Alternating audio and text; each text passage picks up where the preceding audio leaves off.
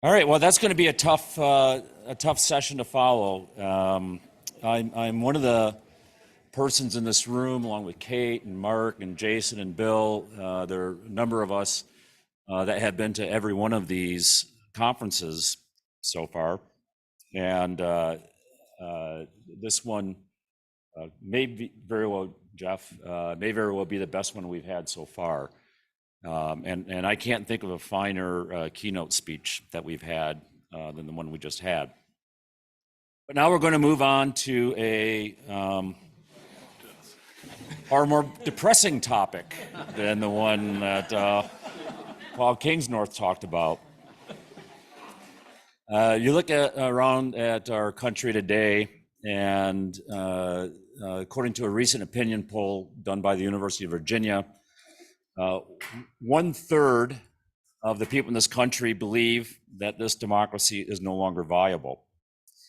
About 40% of the people in this country believe that it is permissible and you ought to use violence to make sure that the other side cannot enact their programs. About half the people think that the government should forcefully restrict views that people in the government find offensive. Make our libertarian friends happy. About half of Americans believe that if they lose the next presidential election, the state that they belong to should secede from the Union.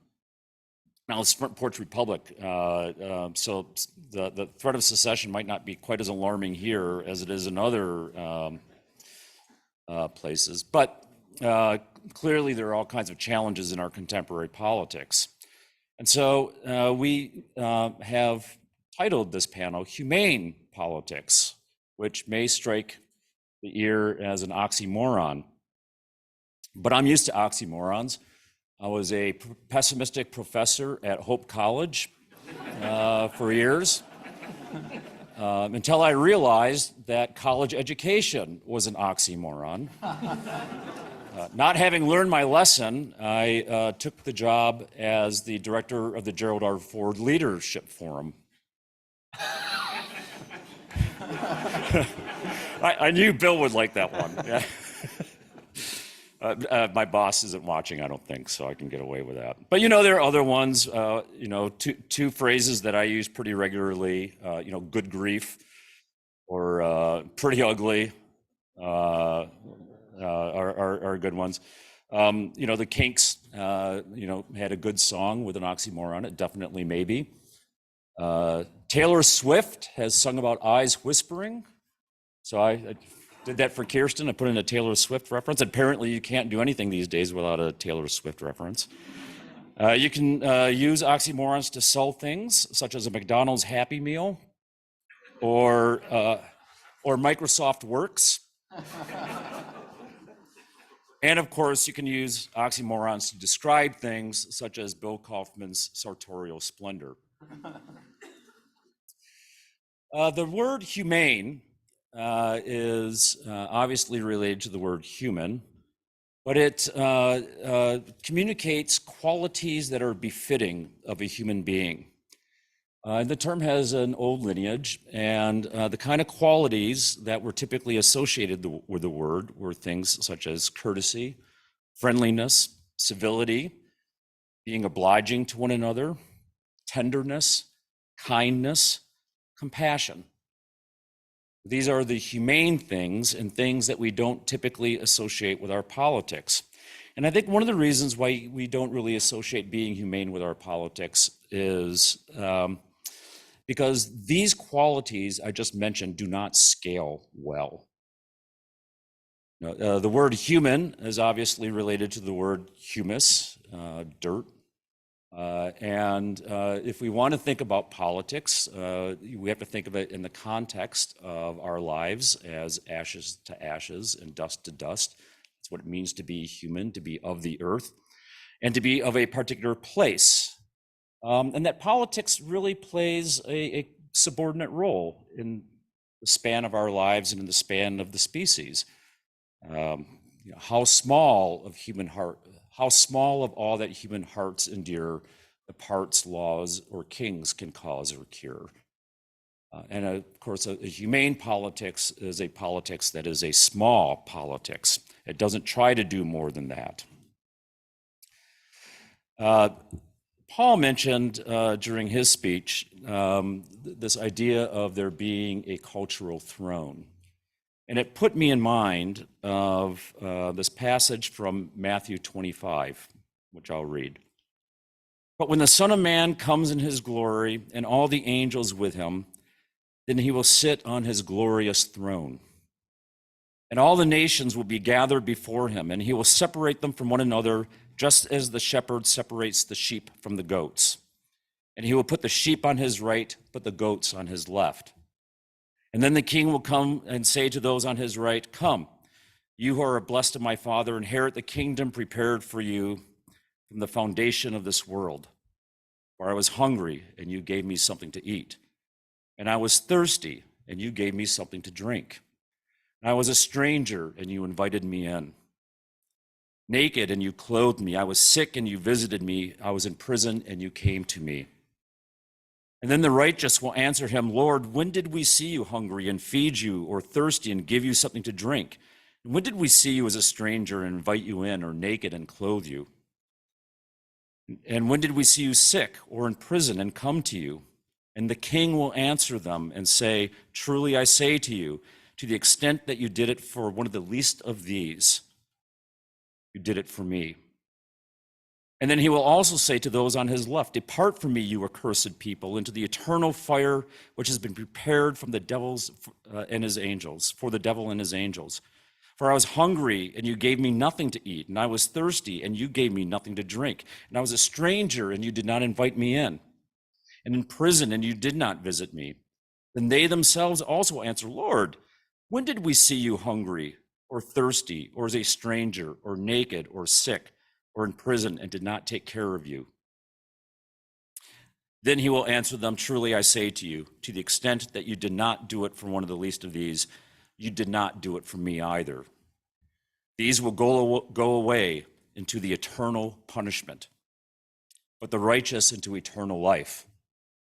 And I imagine the goats saying at that moment, "But Lord, I voted for a person who is going to be the chief executive officer of a massive centralized bureaucracy that I had deputized to do all these things. Shouldn't that count?" And my guess is Jesus will say, "No, that won't count. Because when I asked you to do these things, I asked you to do these for your neighbors, and I asked you to do them yourself." A humane politics is a politics that doesn't scale.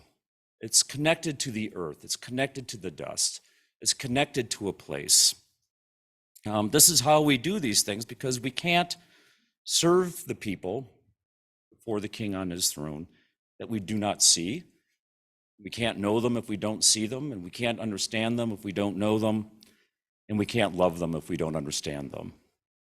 I think this is why Chesterton said, Christ demands of us two very difficult things: to love our enemies and to love our neighbors. And often, Chesterton said, it's the same person. The idea of a humane politics is a difficult politics. And I think that's part of the reason why we don't like to do it. We like to do the easy politics where we can slough off our responsibilities to an anonymous power. But that is not the kind of politics I think we will be seeking here today on our panel. And with that, I will turn this over to our panelists. To my immediate left is John Murdock, who, by the way, hosts our podcast, which I highly recommend that you listen to. To his left is Mark Mitchell, the president of FPR, and obviously one of the original founders of FPR, and in many ways the brain behind the whole operation, so you can blame him for a lot of the stuff that's going on. And then to his left, Adam Smith from the University of Dubuque, and you can read about them in your brochure. So with that, John, I'll turn it over to you. Just go ahead. Yeah. Oh, Adam's going to go first? Adam's always first. There you go. And with that, Adam, I will turn it over to you.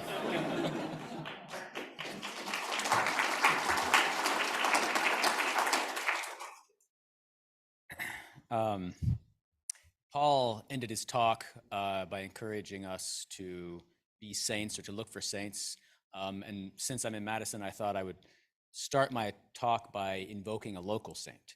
I know some of you might be visiting Aldo Leopold's shack tomorrow with John. I hear there's some spots available, actually, if you still want to sign up for that. So here's a quote from Sand County Almanac. It's a well-known passage where he's talking about shooting a wolf. We reached the old wolf in time to watch a fierce green fire dying in her eyes. I realized then and have known ever since that there was something new to me in those eyes, something known only to the mountain. I was young then and full of trigger itch. I thought that because fewer wolves meant more deer, that no wolves would mean hunter's paradise. But after seeing the green fire die, I sensed that neither the wolf nor the mountain agreed with such a view. End quote. Now, whatever wolves and mountains think, and whatever Aldo Leopold came to understand, it's obvious that a lot of human beings still do agree with such a view. Plenty of people still feel the trigger itch, and not all of them have the excuse of being young. But the thing is, it's not usually the hunters these days who feel that itch to control the landscape and make it paradise. So I'm a philosopher. Let me give you an example from academic philosophy world. Martha Nussbaum is one of the most influential and respected thinkers today. In fact, she's influenced me a lot, and I have a lot of respect for her. But in some of her recent work, she argues that, assuming that we have the technical ability, we might have a moral duty to stop predators from eating their prey. This is called the predator problem. This follows from her idea that one of our basic moral duties is to prevent suffering whenever we can. When the wolf kills a deer, the deer suffers, and if we can, we should stop that from happening. Maybe by genetically engineering the wolf to survive on grass or providing it with lab-grown venison. Now, if you think that there is an easy rebuttal to her argument, then you're wrong. You're thinking, for example, that wolves eating deer is just natural, then she's going to remind you that men raping women is also natural, or at least that this has often been how people have excused it. For her, it is not about what's natural. It's about suffering, natural or otherwise.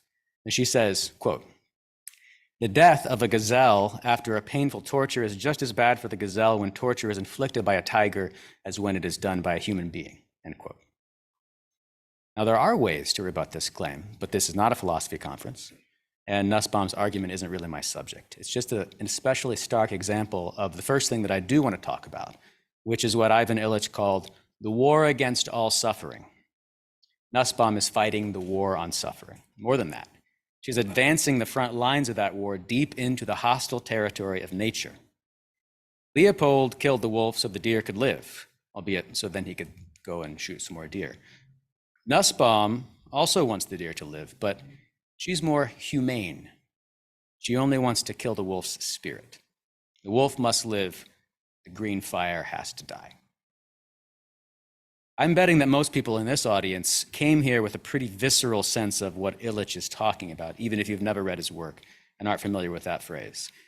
Nussbaum is on the front lines where things get weird, because that's where philosophers like me like to be.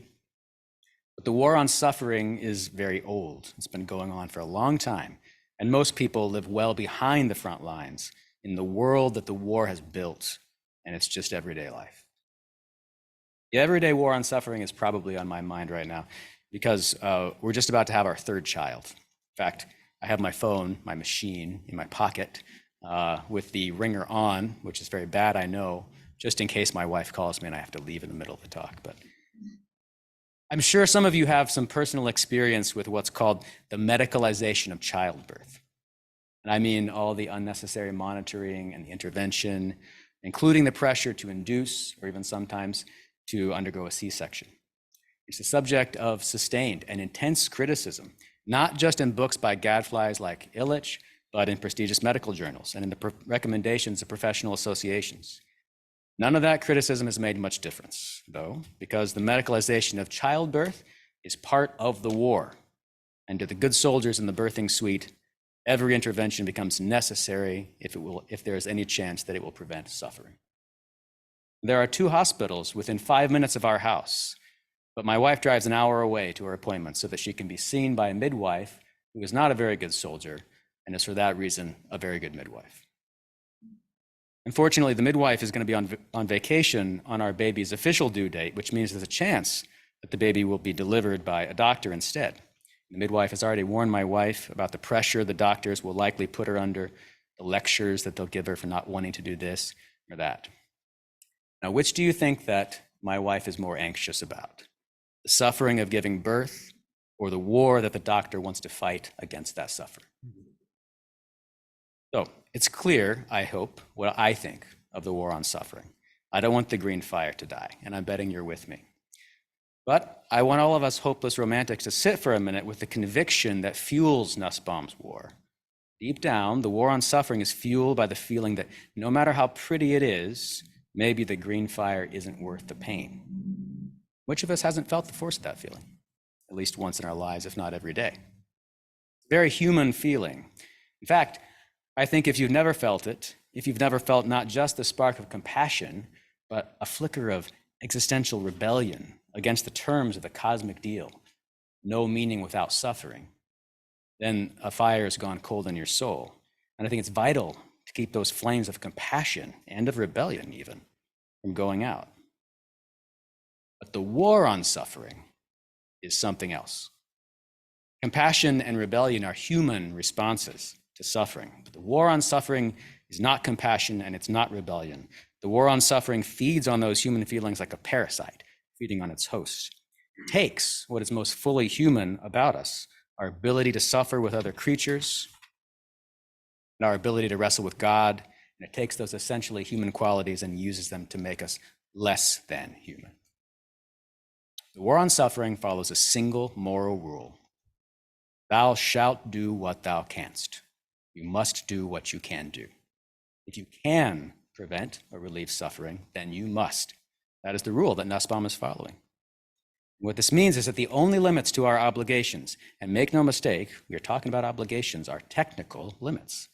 So as soon as the limits are broken, the limits to what we must do, not to what we can do if we want, are also broken.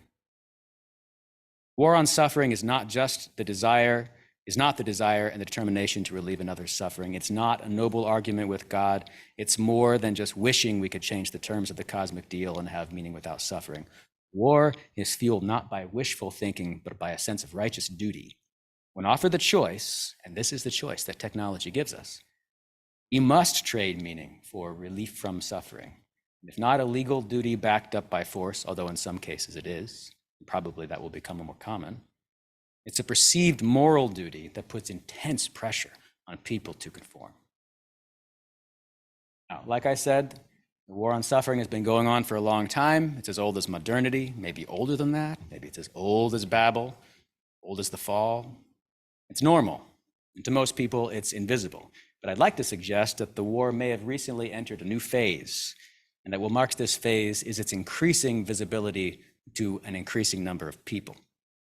Front lines have gotten closer to home, so to speak, and far-out thought experiments like Nussbaum seem nearer to reality than they used to be. And here, I'm just going to go mention the whole COVID thing and move on. If I'm right that we're in a new phase of the war, then the reason for it is pretty straightforward. It's the technology, stupid, to quote Bill Clinton. But this is a ruse, actually. Technology expands choice by foreclosing options. New capacities generate new duties. You must do what you can. Most striking example of this is probably the argument, and it's a perfectly coherent argument, that because we can block puberty, we must, in order to prevent children from suffering life in a body that they did not choose to have. This is a real argument, by the way. And the thing about this argument is that while it's just as far out as Nussbaum's, if not more so, it's just the logical bleeding edge of an orthodoxy that already rules in hospitals, schools, and other institutions. It's the tip of the spear plunged back into the heart of everyday life where people can feel it. Now, I've spent some time on the war on suffering and have emphasized that it's in this new phase of obviousness because I think it's the best way to approach my subject, which is politics of reenchantment. And I'm betting that this audience already has a good sense of what this phrase might mean too. We have Paul here as our keynote, after all, I think it's fair to say that something like Reenchantment is one of his themes. But it's not just Paul. Reenchantment is in the air. I have a student, an especially precocious student, probably my best one, who has taken to introduce all of his interventions in the class with a complete non sequitur. He says whatever he wants to say, and then he just says, also, fairies are real. And he sits down. And I think, yeah, you're a sign of something. I'm not sure exactly what it is. What I want to suggest is that if there is this growing desire for reenchantment, it's a direct response to the accelerated war on suffering, and we have to see that clearly if it's going to be a good response. Because part of what I want to say is that the politics of reenchantment can go bad very easily. Put that aside for now. The logic that makes the one a response to the other is pretty simple, but I want to tease it out. War on suffering is a rejection of the terms of that cosmic deal. The good soldiers in the war would force us to trade meaning for relief from suffering. Meaning is the first casualty of the war. Of course, that trade doesn't actually work. We do not get relief from suffering. We just get the other kind of suffering that comes from meaninglessness, which is much worse, as evidenced by the fact that people who are suffering from meaninglessness seek relief in pain. Johnny Cash, covering improbably a song by Nine Inch Nails, sings, "I hurt myself today to see if I still feel. I focus on the pain, the only thing that's real." War on suffering is a war on the meaning of the material world. It's material reality that has meaning. The green fire is not out there, floating in the air, nothing but a metaphor. The green fire is there in the wolf's eye, burns in that blob of jelly and nerve in the hollow of her skull where it doesn't burn at all. So you can see why the newly obvious war on suffering is a war on the embodied world might provoke a new longing for lost meaning, for the lost green fire. This is the desire for reenchantment. And you can see why those who are moved by this desire, and I count myself among them, might talk so much about the importance of the physical, of the material, of nature, human and otherwise, of what Matthew Crawford calls the world outside your head. Our slogan might as well be, make matter matter again. But with that little echo of an actual political slogan, I'll turn to the real subject of my talk, which is not reenchantment per se, but the politics of reenchantment, which is a politics of resistance, although that's a word that I use advisedly because pretty much everybody these days likes to imagine that they're a member of La Resistance, stylishly fighting Nazis or something. But now, one thing you might notice about this resistance is that it seems to show up in a lot of different forms that don't always seem compatible. Think about that list of names that Paul has been called. On one level, this is just normal politics, which traditionally makes for strange bedfellows. But I think there's another more basic tension that relates directly to the logic of the war on suffering. The world that the war on suffering leaves in its wake is characterized by what the essayist David Samuels calls flatness. Go back to Nussbaum's argument about the wolf and the deer. One rebuttal to Nussbaum is that the wolf's nature is to torture the deer, and that our properly human nature is to not torture and rape and dominate and so on. The fire in the wolf's eye is wolfish fire. Tiger, tiger, burning bright in the forests of the night. The fire in the human eye is human fire, a more complex thing. We have the wolf in us, but we are not wolves. We're different kinds of creatures. But what Nussbaum does is to reduce everything to the question, can it suffer? And all creatures presumably can suffer. The effect of this morally seductive question is to flatten all the distinctions between kinds, and thus all distinctions between kinds of suffering. It is strange to suggest, as she does, that the suffering of a deer being eaten is the same kind of thing as the suffering of a woman being raped, or more precisely that while they're different, the difference is not morally significant in terms of what we ought to do about it. Not morally significant enough to prevent us from concluding from her argument, for example, that if men are naturally disposed to violence against women, then their bodies should also be modified to prevent that violence, or perhaps alternatively that they should be given sex robots so that they can vent their lusts harmlessly, just like the wolf should be given lab-grown meat. Not morally significant enough to prevent the flattening of the sexes, which we ought to understand is not a denial of the bodily differences between male and female, but rather a denial of those bodily differences matter. And eventually an insistence that if they have come to matter without our consent, then they must be forced to not matter, as in the idea of default puberty blockers. This is flatness. Every distinction, any real material difference that gives structure and form to experience must be flattened. But what I want to emphasize about flatness, and this will bring us back to the politics of reenchantment, is that the flat world can be experienced by us malcontents as simultaneously a world of anarchy and a world of tyranny. Metaphor makes good sense of this. It is anarchy. It is anarchy because the limits that bring meaning, the boundaries between wolf and man, between man and woman, are flattened. Everyone and everything is the same. Everything reduced to its materiality, which, when it is divorced from its meaning, is all interchangeable. A world of atoms bouncing around in a void. Of course, it also takes a lot of force to flatten reality. And this is why the flat world can also feel like a tyranny. The war on suffering is a steamroller. It's no surprise that if the politics of enchantment, reenchantment, of resistance to flat world often seems like an alliance between people who might call themselves conservatives on the one hand, and people who might call themselves radicals or perhaps libertarians on the other. The conservatives see the anarchy and look for lost meaning and order. The radicals see the tyranny and look for lost meaning and liberty. The radicals look at the conservatives' order and see more tyranny, while the conservatives look at the radicals' liberty and see more anarchy. Get more specific than this by understanding who exactly is driving the steamroller. The thing to see about flat world is that for the most part, it's not being built by citizens wielding political power, by institutions which are anti-political to their core. If some of you were at last year's conference, you might remember I talked about about Alistair McIntyre's distinction between institutions and practices. A practice is, for example, running marathons. It's a human activity that aims at a goal. It's shaped by that goal, which limits the activity, says what it can and can't be. An institution is made to house a practice, to make it possible. It's a set of rules or incentives, to be more precise. You could run 26.2 miles without entering an organized race, but we organize races, rules, and specifically with prizes to encourage the practice. The thing about institutions is they can also destroy practices. By offering a prize for winning the race, the institution makes cheating a possibility. Get to the car, get to the finish line, and win without engaging in the practice of running.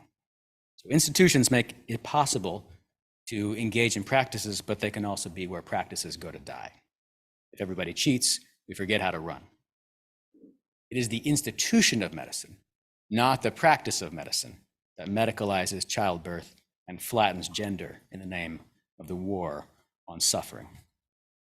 It's institutions that wage the war on meaning, not least because meaning comes from limits to what we should do when it turns out we can do it. And those are limits to what an institution should do to expand its power. And institutions divorced from practices exist for the sake of their own growth, like cancer. The radical sees the tyranny not of power in the abstract, and not even of political power, but of practice-free institutions in particular. And the liberty that she wants is freedom from those cancerous institutions, from the moral and sometimes legal pressure that they use to advance their war on suffering. It's why my wife drives an hour away to a hospital that isn't quite so divorced from the practice of medicine. The conservative sees anarchy, but it's not the anarchy that comes from the absence of organized political power so much. It's the anarchy that comes from the exercise of institutional power, from the steamrolling moral pressure that they apply to our souls. The radical and the conservative, at least the kind that I have in mind, are talking about the same thing. The war on suffering today is waged mainly by institutions divorced from practices. And so, politics of reenchantment should be, I think, mainly a politics of resistance to these institutions in particular. Any institution that's supposed to house a practice, but which has devoured the practice and survives now by pretending it still exists to heal, to educate, to produce goods, to govern, to connect people to God. It's clarifying to see the politics of reenchantment in light of the relation between institutions and practices, because reenchantment is a search for the lost meaning of the real world. And this is exactly what a practice is. Practices are how we make contact with a meaningful reality. Shopcraft is soulcraft, as Crawford put it.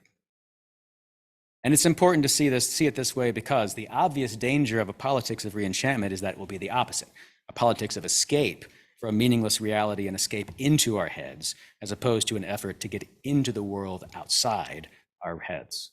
This is probably the first thing most people would think about if they heard the word reenchantment. They think about the sad sacks who are just dabbling in fantasies. They think about the people who spend a lot of time complaining about the emptiness of the modern world. I think they're going to feel less empty if they dress up like an ancient warrior on the weekends or something. They think about people who are high on their own supply, people who are desperately trying to make their story come true. They'd be right to think about this because there's plenty of that around. But I'd suggest that trying desperately to make your story come true is exactly what the war on suffering encourages us to do. Maybe it's the only thing it leaves us capable of doing. Nothing is more superstitious than the idea that you can evade suffering by using technology to escape the significance of your body. Make your story come true is the slogan of the Gender Clinic. Something you might have expected me to talk about when you heard that I was going to talk about reenchantment is God, which I haven't mentioned at all.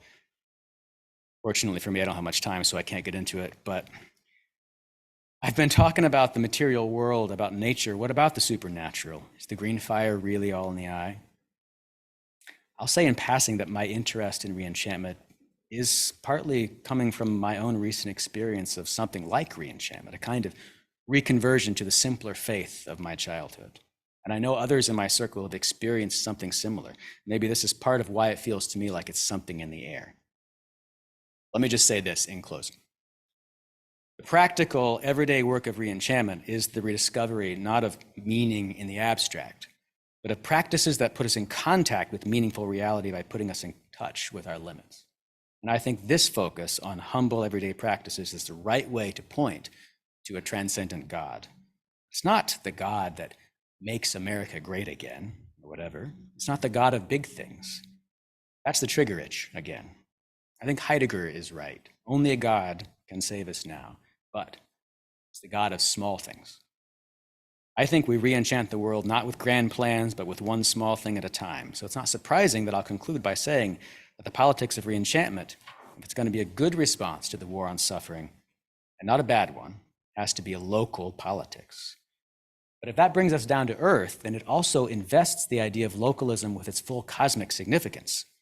Localism isn't just a strategy of governance or an escape into the bush or a sop to our nostalgia.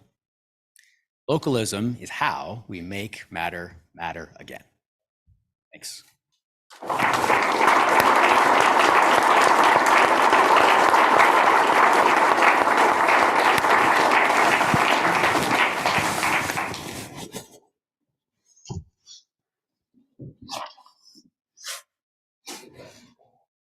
I want to talk about stories.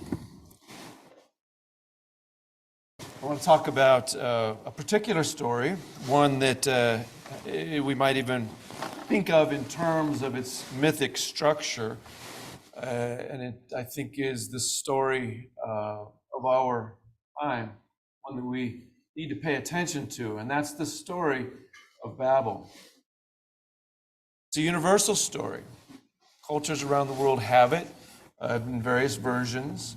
I'm going to focus primarily on the Western version that's maybe most familiar from the Bible. But the basic story that keeps returning is familiar. It comes in the wake of the flood. There's a disaster, and then a group of people move to the plain, and motivated by what seems to be a collection or a combination of fear and ambition, they're motivated to act collectively and embark on a project. And the goals of this project are multiple, but the specific idea is to build a tower. Why? Well, one reason we might imagine is to escape another flood. Pretty good idea if you think there's going to be more water coming to build something high. Another suggestion, this is suggested by Josephus very specifically, is to to do battle explicitly with God. In fact, the story that Josephus tells has Nimrod as the agent of this project, and every night he climbs to the top of the tower and gazes into the heavens.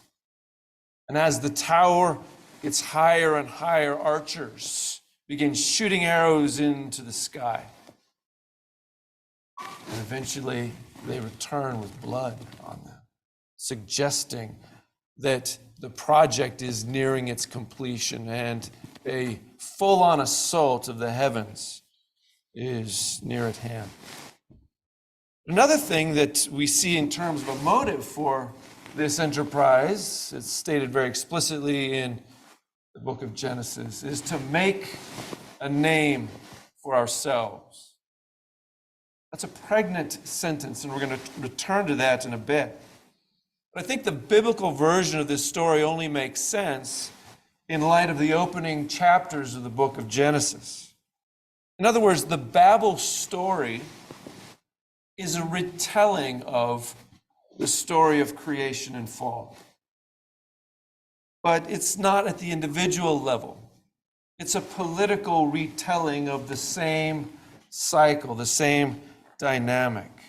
We see at the beginning of Genesis those opening words, in the beginning, God created the heavens and the earth.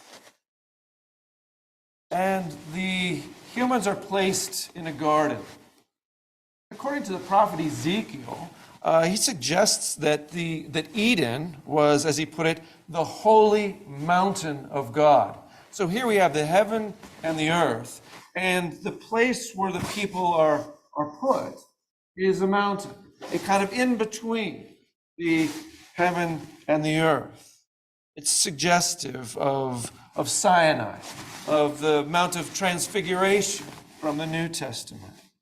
It invokes a cosmological vision of a hierarchical order that, in a sense, is recapitulated with the specific story of the creation of Adam, where God takes the dust of the earth, the lower, and infuses his breath into this creature. We have man made in the image of God, but also somehow participating, providing a kind of unifying example of the higher and the lower. And the man is given dominion to rule the creation, the kind of steward of the king. And it's interesting that the very first thing we see God doing explicitly in the creation story is speaking into existence, creating ex nihilo. And by an intentional parallel, the very first thing that we see Adam doing is speaking, intelligible speaking. He names the animals. God speaks when he creates, and he calls it good. Man takes the undifferentiated whole and makes distinctions through naming. God says, "Let there be," and man says, "This is called." In this regard, the man is imitating God in a way that's proper to God's image bearer. And I think in light of this story, it wouldn't be too far of a stretch to suggest that a human being, is properly understood, is a namer. Homo namer, perhaps, would be a nice, condensed understanding of what it means to be human. And when we name, we make distinction. We express the order of the creation. And we do this using the almost inexplicable power of a simple word, namely, is. We say, "This is that." Or we say, "This is not that," which is another kind of naming, because it's making a distinction. And as Jason Peters spoke about this morning, I think the active imagination is an unavoidable aspect of this ongoing task of naming. For naming did not, was not a one-time event. It's the ongoing prerogative and responsibility of human beings. Politics begins with right naming. And right naming is the right use of the logos. Now, logos is a Greek word. We've all heard it. It has a kind of complex set of meanings. It can mean word, it can mean rational principle, cause. It implies an ordered hierarchy. As soon as Christians at least hear that word logos, we're immediately taken to John's gospel, where he opens with a kind of hymn of creation. It's a highly stylized retelling of the story of creation. He even begins with the same words, in the beginning. He refines and brings out a particular aspect, using what may be the most profound sentence ever written. In the beginning was the Word. The Logos is at the heart of reality. Naming well is inseparable from participation in the Logos. And Logos is rational order. Therefore, misnaming, bad naming, is anti-Logos. Anti-Logos is anti-rational by definition. It's a confusion of the created order. And confusion is the meaning of Babel. Thus, bad naming is anti-logos, which is synonymous with the spirit of Babel. Let's return now to that story from Genesis chapter 11. The motive explicitly laid out there is we're going to make a name for ourselves. What does that mean? In light of what we saw in Genesis 1 and 2, God creates, he names the man, and gives the man the task of naming the rest of creation. And we see in the Babel story, the man saying, the men saying, the human being saying, let's name ourselves. Let's make a name for ourselves, which is a kind of enterprise of self-naming. It's an explicit usurpation of God's divine authority. It's rejecting the name, the identity given by God, and seeking to self-create. It's an assertion of autonomy. Autonomy from God, which is autonomy from the created order, which is autonomy from reality, which is a pretty good definition of insanity. And I want to think about this naming enterprise through the lens of the concept of the symbol. It's been pointed out by a lot of people in recent years that symbol, that word, is derived from a complex, compound Greek word, meaning to throw together. So symbolic, or symbol, is putting two things together that ought to be put together. See, it'd be safe to name well. But in contrast, diabolical is derived from a complex Greek word, meaning to tear apart or to throw apart. Quite literally, it's diabolical when two things that ought to be joined are torn apart. And I think more subtly, perhaps, it's equally diabolical when two things that ought not to be put together are forced together. And I think there is a relationship between the symbolic and the erotic. And I don't mean the sexual, but I do mean loving attraction or desire. When two things that ought to be joined come together, fruitfulness is the result. A biological fact, we all know, that it also applies to ideas, to concepts. For when two things that ought to be joined come together in a mind, meaning is the result. Eros draws together things that naturally cohere. And love gives birth to fruit. It's an ironclad rule of reality. But there's also a relationship between the diabolic and the thantatotic, which is a Greek word meaning ordered toward death. When things that don't or that do belong together are torn apart, or when things that don't belong together are compelled to be joined, the offspring is sterility, fruitlessness. Concepts or ideas that are torn apart or badly combined result in confusion, which is tantamount to the death of intelligibility, which is again the meaning of Babel.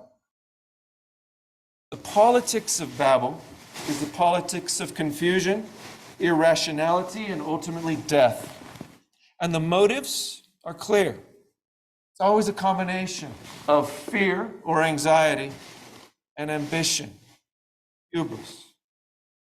And those motives, fear and ambition, result in collective action that in its most developed stage results in an attempt to silence dissent.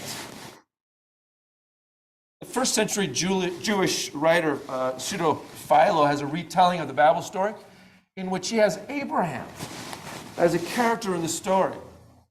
Abraham is one of just a few who refused to participate in the tower enterprise.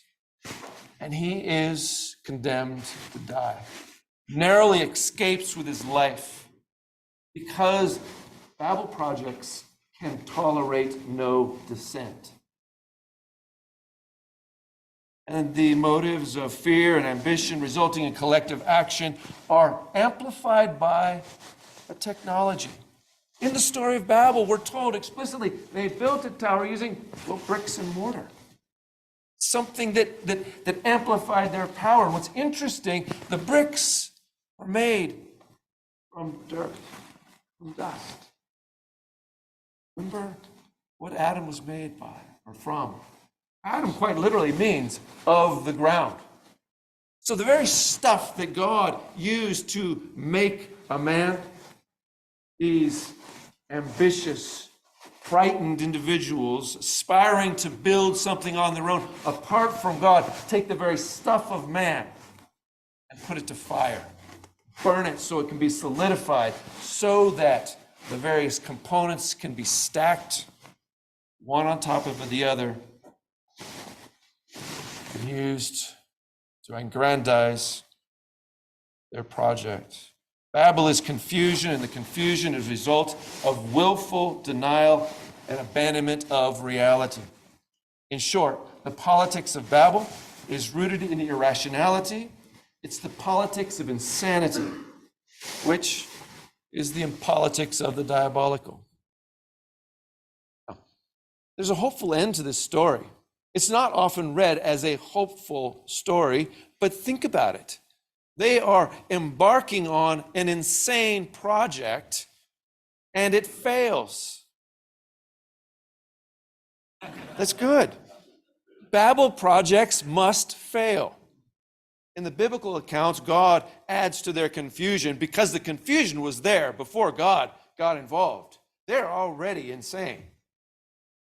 He scrambles their language and breaks up the enterprise. But the principle, I think, is a general one.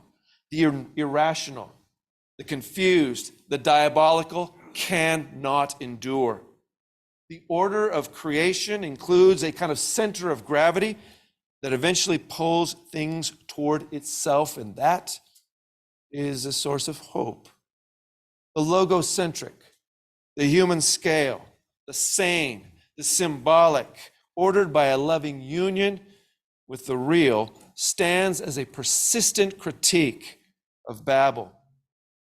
It's also a light in the darkness that draws those who will but see to a better shore. St. John writes, in him, that is in Christ, the Logos, in him was light, and that light was the life of the world. Life, light, logos.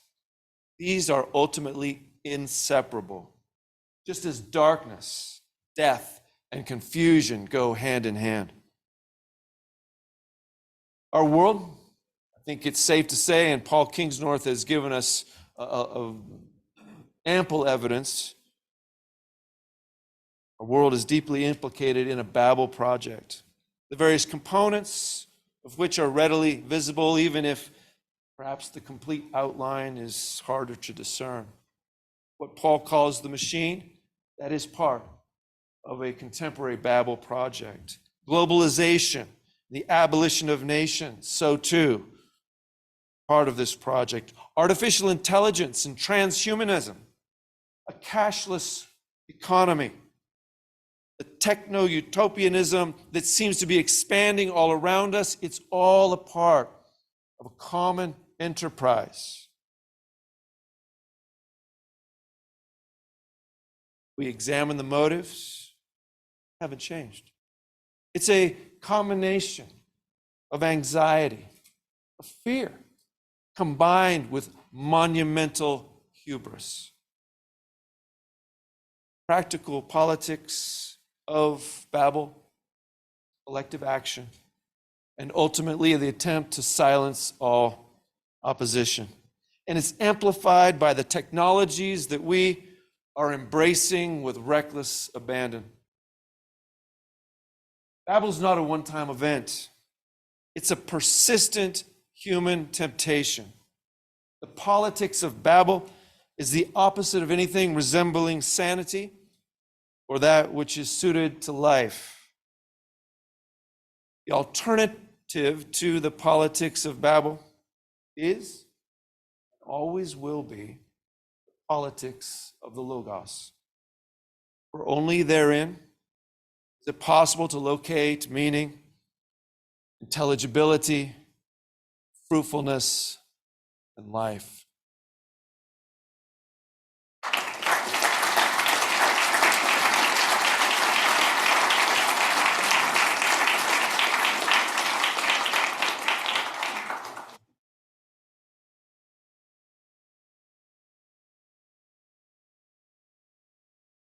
Oxymoron, so I feel contractually obligated to mention that the working title of my long rumored and yet executed book is not an oxymoron, Christian Conservative Tree Hugger. Now, today, of course, that sounds like an oxymoron in our politics of today. My argument has been, I'm not the crazy one, and I'll talk today about one who I hope would agree. We live in an age of collapse. Major media outlets use words like stunning and tectonic to describe the results of a poll that was released in March of this year. The headline at the Wall Street Journal, which funded the survey, was "America Pulls Back from Values That Once Defined It," with the subtitle, "Patriotism, Religion, and Hard Work Hold Less Importance." Writing out the Dispatch, commentator Nick Cottagio dubbed it the poll, capital T, capital P. The poll made news because of what seemed a dramatic drop in just a 4-year period. For example, 61% said in 2019 that patriotism was very important to them, but only 38% in 2023. COVID probably was part of the story, but the numbers were likely also affected by a change in methodology from phone interviews with real people to online surveys. As Cottagio summarized, human beings, it turns out, are less likely to admit to other human beings that they're not feeling patriotic or religious or inclined to have kids. A live interviewer might judge you for having those feelings. After all, a machine will not. Now, at this conference, we could run with that quote a whole lot more. But that's not what I'm going to do. I just couldn't resist tossing it in. For my purposes, though, it suffices to say that removing that last vestige of interpersonal connection was a bit like the final few inches of asphalt giving way and revealing a sinkhole that had been forming for a long time. Sinkholes are appearing across the cultural landscape of America, especially when it comes to religion. Overall, the poll showed religion as very important to 62% of Americans in 1998, but only 39% in 2023.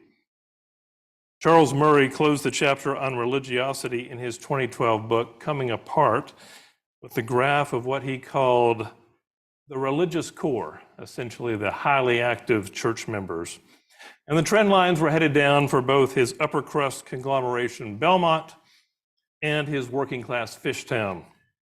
Murray writes of the core in the latter, Fishtown's reduction from 22% in the first half of the 1970s to 12% in the last half of the 2000s does seem significant from any perspective. Such a small figure leaves the religious core not as a substantial minority that is still large enough to be a major force in the community, but as a 1 out of 8 group of people who are increasingly seen as oddballs. Recent Christian book titles like The Great Dechurching and Losing Our Religion underscore that the downward trajectory continues. Taylor's Philip Jenkins recently surveyed the data and concluded, distressing as it is to report, the United States is now finally joining the secularism of the other nations of the West. He notes that religious nones, that's N-O-N-E-S, are projected to be the American majority by 2060. The withering of religion has ripple effects throughout our shared life.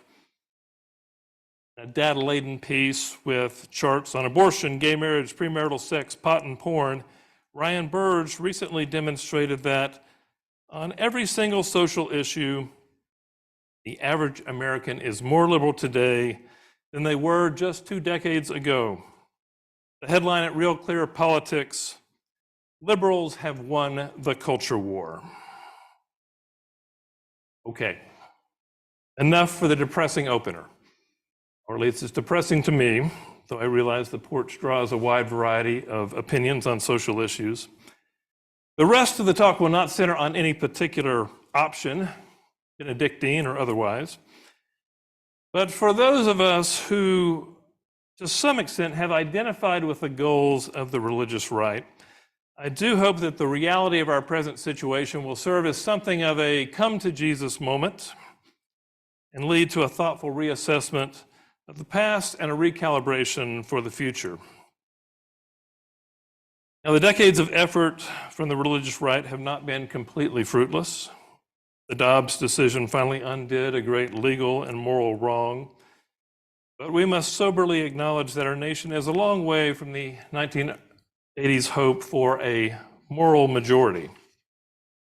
And going forward, the Republican coalition will be increasingly dominated by the irreligious right.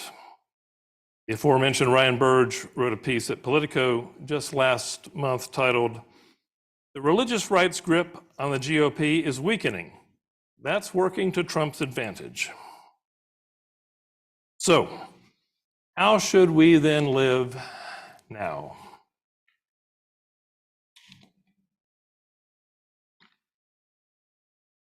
As a practical solution, I suggest re-examining the roots of the religious right and embracing an early green shoot that was too quickly pruned back. Most social movements are the result of multiple leaders and networks overlapping across decades, and the modern religious right is no exception. But if you had to choose one person as an intellectual godfather for the movement, that man, I think, is the choice is clear, and that man would be the person that Christianity Today called, over a decade after his death, our St. Francis. And that Francis is Francis Schaeffer. Scholars on both the left and the right agree that it was Schaeffer who catalyzed the mobilization of evangelical Christians on abortion, an issue that many, including even Schaeffer himself, had dismissed as previously just a Catholic issue. Now, on a college campus, more introduction is probably in order, as I am likely the youngest people to have any direct memory of Schaeffer and his work, and I am no spring chicken. Schaeffer was born in 1912 to a working-class family in Germantown, Pennsylvania. He focused on vocational studies like wood and metalworking in high school and enjoyed hiking and swimming outdoors. There were also chance or perhaps providential encounters with classical music and philosophy that ignited a very bright mind. His higher education occurred amid the battles between modernists and fundamentalists in the 1930s, with Schaeffer always on the fundamentalist side. Francis met his future wife, Edith, after both asked probing questions of a liberal speaker at a church event. Schaeffer was a local Presbyterian pastor for 10 years, primarily in Grove City, Pennsylvania, where this event was held last year, and St. Louis, Missouri. In 1947, a Presbyterian missionary board tasked him with reporting on the state of the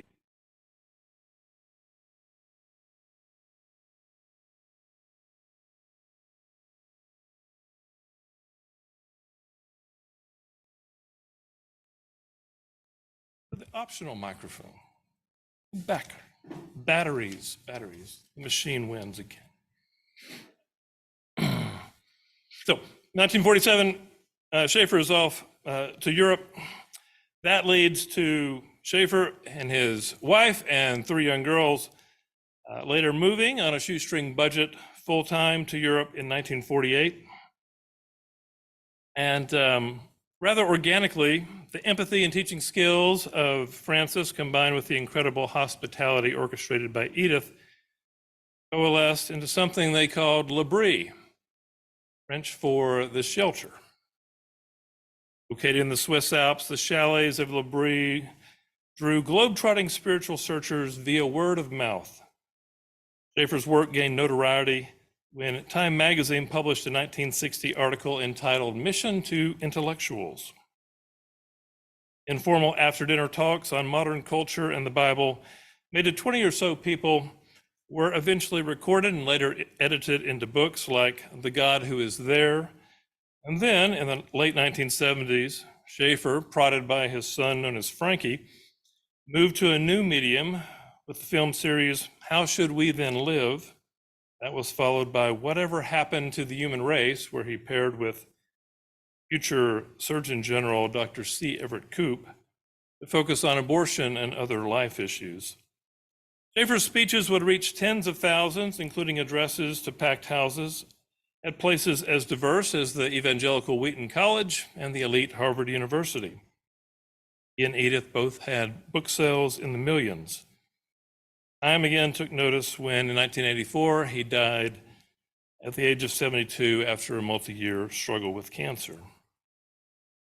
John Whitehead of the Rutherford Institute, who rose to prominence on Schaeffer's coattails, summarized his impact in 2007 saying, "Without the influence of Francis Schaeffer, the so-called Christian right of today would not exist. It is highly unlikely that people such as Pat Robertson, Jerry Falwell, James Dobson, and Tim LaHaye, I realize some of you might need an explanation on those people, but I don't have time for that. But many of you remember them. And others who have had, would not have had the political influence that they wield. This is again still Whitehead speaking, this despite the fact that much of what comes out of the mouths of these people would today alarm Francis Schaeffer. Indeed, much of Schaeffer's story runs counter to today's expectations for a Christian conservative. At 18, frustrated by the treatment of women on a factory floor, he joined an impromptu strike and lost his job during the Depression.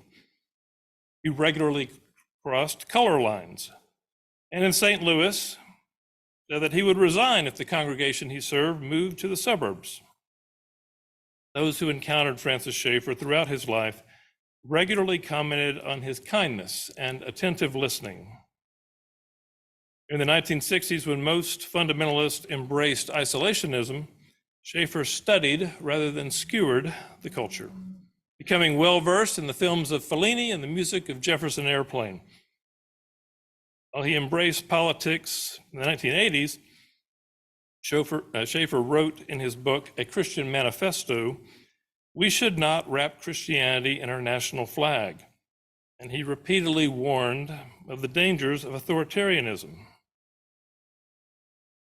Now, abortion would emerge as a key focus during the final years of his life, but Schaeffer arguably first set the groundwork for that effort in a short book called Pollution and the Death of Man, first published in 1970.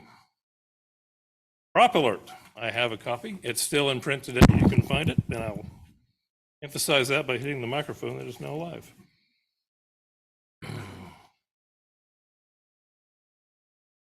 Typical of Schaeffer, he was aware of and thoughtfully engaged with one of the most important works to come out of the environmental movement, namely The Historic Roots of Our Ecologic Crisis by Lynn White Jr. Several ways, White was the inverse of Schaeffer. While Schaeffer was raised in a largely irreligious home with a father that directly opposed his desire to become a minister and his burgeoning fundamentalism, White grew up in a very religion-focused household, the son of a Calvinist professor of Christian ethics, and White would himself obtain a master's degree from the Modernist Union Seminary before pursuing medieval history as a focus. But both White and Schaeffer saw the importance of ideas in shaping culture, and they both crafted theories of history centered on the ideas of Christianity.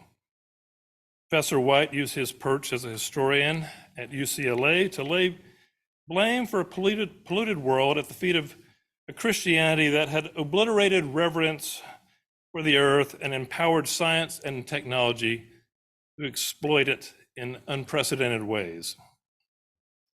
And with that basic assessment, Schaeffer largely agreed, calling White's work a brilliant article.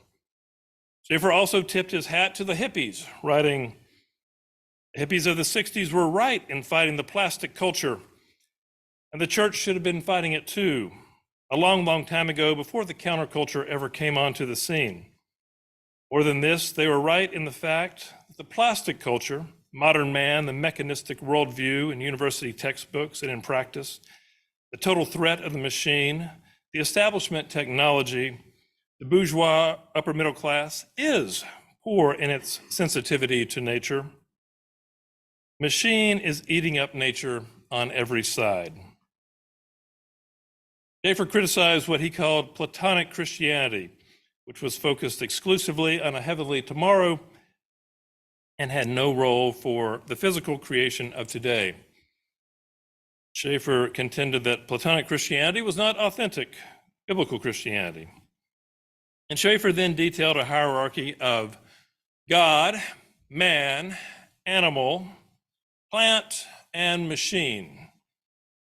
By machine here, he seems to mean physical objects and their utilitarian functions.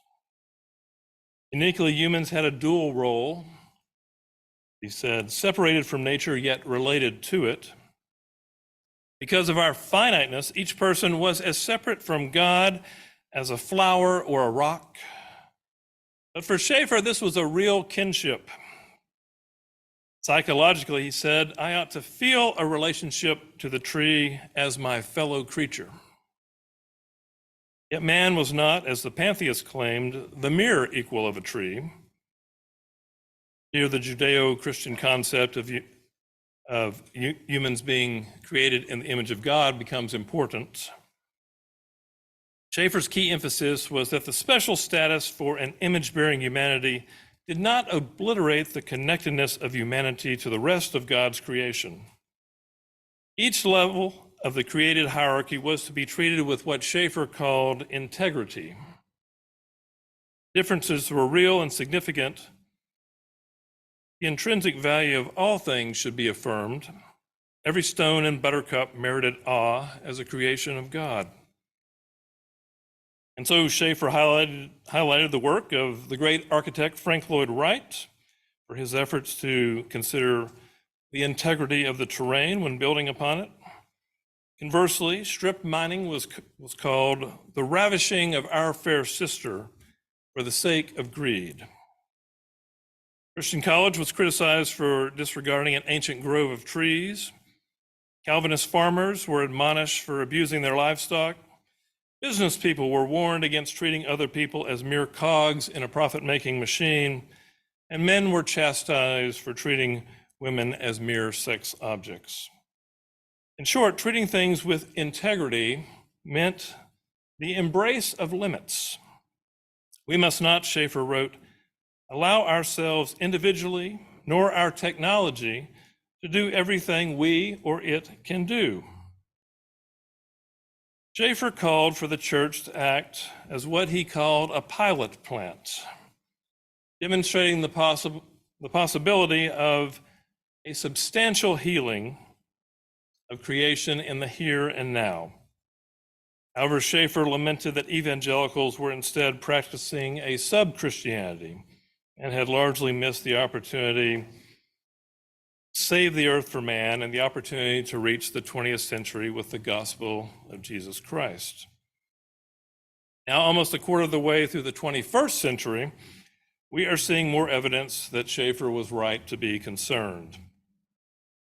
Regarding the value of preborn persons, the one issue where the religious right firmly embraced the idea of biblical integrity over mechanistic utilitarianism, the church has achieved some success. Yet that success has been limited by a failure to consistently extend the integrity concept to lower levels of the created order. Sadly, the religious right instead became enmeshed in a political coalition that deified the market and too often treated postborn people and nature as cogs in that globalized profit-making machine of which Schaeffer warned. Evangelical left, which incidentally also drew some of its inspiration from Schaeffer, but more from the likes of Ron Sider and Jim Wallace, did better on civil rights, but became the caboose of liberalism on sexual social issues, expressing some discomfort with abortion and gay marriage, but never enough to keep them from voting for the Democrat of the day. Overall, the result has been the production of paranoid, schizophrenic political culture where each of the major sides is inconsistent in its own logic, but antagonistic to those who think differently. Now, about a decade ago, I was at a farm-to-table event at Joel Salatin's Polyface Farms in Virginia. The crowd there ranged from the ponytailed and tie-dyed old hippies, the young Mennonite mamas in their white bonnets. At lunch, I sat down with a man who had an InfoWars ball cap on. He shared with me that he played in a military band and taught some at Patrick Henry College. Maybe you know. He said with a smile that he had gone so far right that he started to bump into people going left. Now, there aren't too many areas of common ground where people going right and people going left can bump into each other amicably these days. Schaeffer thought that the issue of ecology should be one of those. Russell Kirk was another conservative luminary who had similar thoughts. In Pollution and the Death of Man, Schaeffer tells of lecturing in the 1960s at a Christian school, which had as its neighbors a bohemian community of hippies on the other side of a rugged valley. Schaeffer thought the farm commune was beautiful, and so he took a trip over there. He says, we got on very well, and we talked of ecology, and I was able to speak of the Christian answer to life and ecology.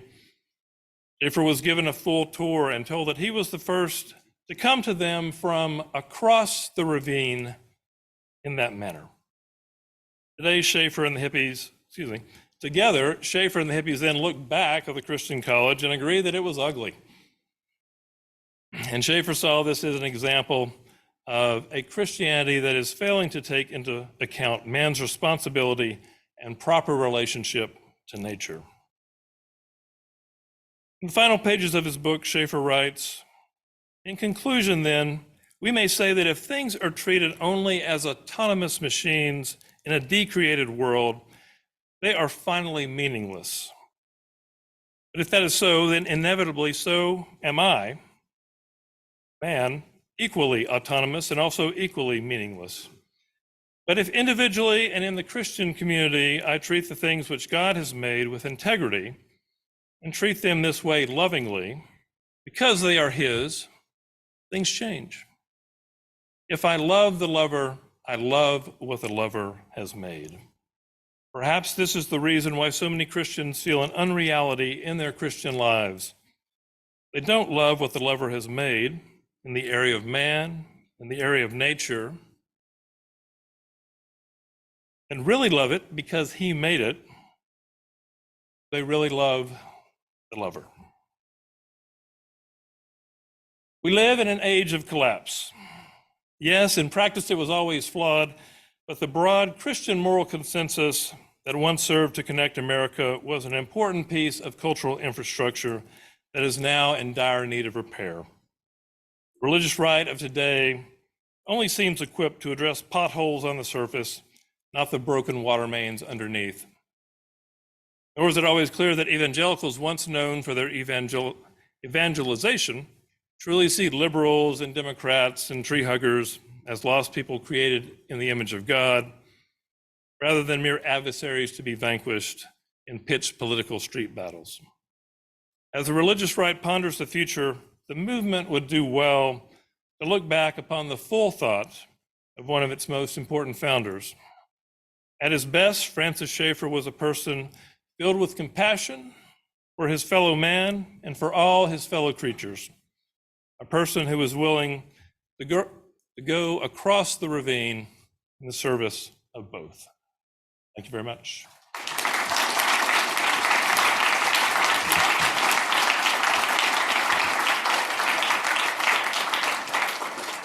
I'd like to